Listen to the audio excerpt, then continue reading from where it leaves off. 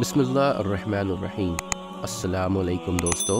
حضرت عروہ بن زبیر رضی اللہ تعالی عنہ اپنے والد صاحب سے نقل کرتے ہیں کہ ورقہ بن نوفل حضرت بلال رضی اللہ تعالی عنہ کے پاس سے گزرتے جبکہ ان کو تکلیف دی جا رہی ہوتی تھی اور وہ عہد عہد کہہ رہے ہوتے تو یہ بھی کہتے اے بلال اللہ ایک ہے، اللہ ایک ہے۔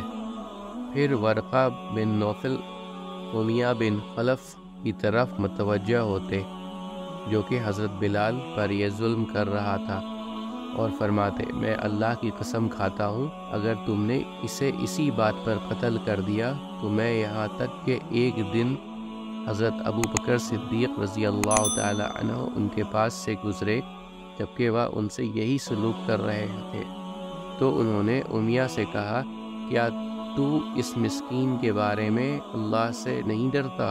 کب تک ایسا کرتے رہو گے؟ امیہ نے کہا تم نے اسے خراب کیا ہے لہٰذا تم اسے اس تکلیف سے بچا لو۔ حضرت ابو بکر صدیق رضی اللہ تعالی عنہ نے فرمایا ٹھیک ہے، میرے پاس حبشی غلام ہے جو اس سے زیادہ موٹا اور طاقتور ہے جو تمہارے دین پر ہے، میں وہ تجھے اس کے بدلے میں دے دیتا ہوں۔ امیہ نے کہا مجھے قبول ہے۔ حضرت ابو بکر صدیق رضی اللہ تعالی عنہ نے کہا میں نے تجھے دے دیا۔ اس طرح حضرت ابو بکر نے اپنا وہ غلام امیہ کو دے کر حضرت بلال کو لیا اور آزاد کر دیا۔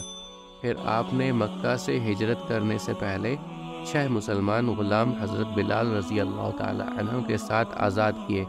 حضرت بلال ان سب سے اول تھے۔